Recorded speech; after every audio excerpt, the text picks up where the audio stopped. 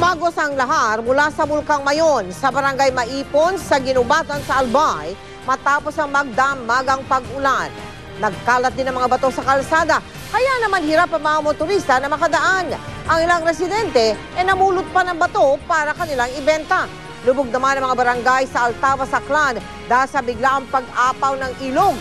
Inilikas na ang ilang residente dahil sa baha. Pinag-aaralan ng isa-ilalim sa state of calamity ang bayan ng Altamas. Ilang flights naman papuntang Legazpi, Naga, Catarman, Rojas, Calibo at Tuguegarao ang nakansela dahil sa masungit na panahon. Ayon sa Pag-asa, ang malawakang pag-ulan ay bunsod ng low pressure area sa bahagi ng Coron sa Palawan. Maliit daw ang posibilidad na maging ganap itong bagyo. Pero sa Huwebes pa inaasahang lalabas na bansang naturang low pressure area. Asahan pa rin daw ang pag-ulan sa Central at Southern Luzon at Western Visayas bukas.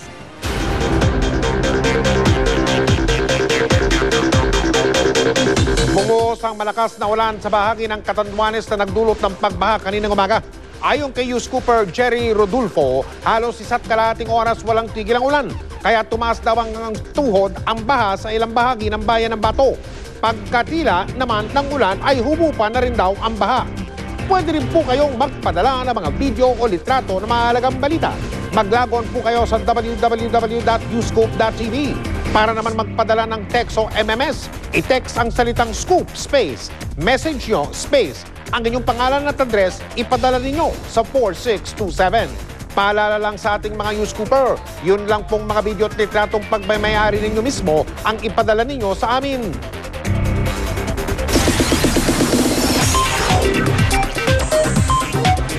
Chika Minute! Aliw na aliw ang mga castaway na sabay-sabay nanood ng pirate telecast kagabi ng Survivor Philippines Celebrity Double Showdown. Nagkwento pa nga ang ilan sa mga pagsubok na pinagdaanan nila sa isla.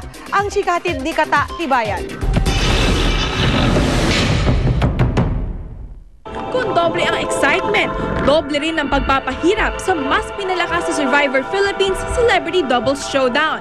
Mismo ang castaways na sabay-sabay nanood ng pilot episode kagabi, naghiyawan at halos hindi makapaniwala kung paano nila nalampasan ang unang set ng challenges.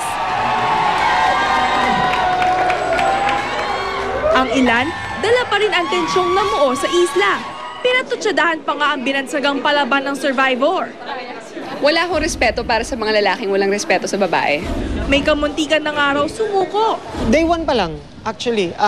Ilang beses rin dumaan sa utak ko yung parang, ano ba itong pinasok ko? Oh, grabe kahit nakagat ako ng ahas at sinasabi nilang wag na or parang hindi ka capable of, go pa rin ako. So, kanya-kanya rin ang castaways ng strategy kung paano maka-adapt sa buhay sa isla. May nakita kasi akong tubo doon, so yun ang pinang-babrush ko sa tip ko. Yung pagiging comic duo namin, of course, lumabas yun.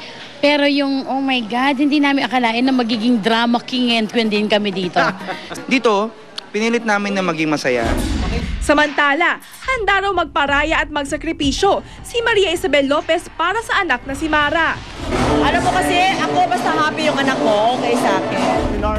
Sa huli, iisa lang ang pwedeng tanghaling Ultimate Soul Survivor. At siya lang ang maaaring mag-uwi ng tumataginting na 3 million pesos. Hindi rin kaya naisipan ng Survivor host na si Richard Gutierrez na pasukin at subukan ang pagiging isang castaway. I always look for challenges for myself, so Survivor will be a great challenge for me. First time na 20 rin yung castaways, first time na gagawin sa bansa natin, so maraming first sa season na ito. Katatibayan updated sa showbiz happenings. Mamaya sexy calendar photos ni Solen Yusaf. Approve ba sa kanyang ama sa pagbabalik yan ng Chika Minute? Mel? Salamat, Pia. Good news po sa mga gustong makatipid sa pamasahe. Pumapasada na muli ang Pasabay Bus na hatid ng GMA News TV ngayong Kapaskuhan. Ang schedule ng biyahe, alamin natin sa pagtutok na ito ni Trisha Zafra. Muling umarangkada ang GMA News TV ang Pasabay sa Pasko Bus. Ito'y bahagi pa rin ng serbisyong totoong hatid ng GMA News and Public Affairs pwedeng makalibre ng sakay hanggang December 16. This is one of the projects na meron ng GMA News TV na public service. So, dati kasi nagkaroon tayo ng medical mission apart from Pasabay 1, and now we have the second leg of Pasabay. Ikalawang pasada na ito ng Pasabay Bus. Una lang umandar ang libreng sakay noong Hulyo at Agosto. Bukod sa komportableng biyahe sa air-conditioned bus, meron ding palaro at may premyo pa. Tasang kamay ha. Ang ibig sabihin ng EDSA ay A. Edukasyon sa asal. B. EDSA Avenue. Kami nagtasa ng kamay. Sige. Panyo de los Santos Avenue. Pabilisan lang ha. May wifi rin. Mabubusog din sa kalaman at impormasyon ng mga pasahero dahil nakatutok ang TV sa GMA News TV Channel 11. Hindi lang balita ang mapapanood, kundi ang mga award-winning public affairs programs ng GMA. Sobrang thankful kasi at least libre na yung sakay. Malayuan pa yung lugar ko from Boni to SM Fairview. So libre na sa agad yung sakay. Magkano pamasahe mula doon? 45. Very convenient siya. Tapos very safe naman. Sa early Christmas for the riding public. Lalo mga sinasabing kapuso. Sigurado ring ligtas ang biyahe at walang abala dahil sa mga tamang sakayan at babaan lang hihinto ang bus. Hindi rin nag-overload at nagpapasabit sa 45 at 49-seater buses at kahit sino pwedeng sumabay. Mula 10 hanggang 72 pesos ang maaaring matipid ng ating mga kapuso kapag sumakay sa GMA News TV ang Pasabay sa Pasko Bus. Mga employees, yung mga nasa opisina, yung mga madadaanan natin papuntang Ayala, saka yung mga gusto mag-Christmas shopping, yung early Christmas shopping, and even those sa mga last minute, malapit sa Christmas break. Kasi the Pasabay sa Pasko is from November 14 to December 16. 6 ang biyahe ng mga pasabay bus kada ruta mula Lunes hanggang Biyernes. SM Fairview, Quezon City to SM Mall of Asia, Pasay City at pabalik via EDSA, East Avenue at Commonwealth Avenue ang ruta ng mga bus. Tricia Zafra, nakatutok, 24 oras. Susunod, pinakaaktibong bulkan sa bansang Africa, sumabog.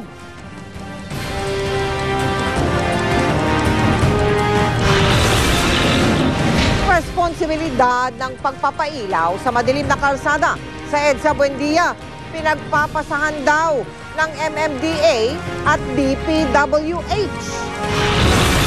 At magagarang Christmas tree sa isang hotel sa Makati, obra ng ilang prominenteng pamilya. Tutukan lahat ng yan dito lang sa 24 oras.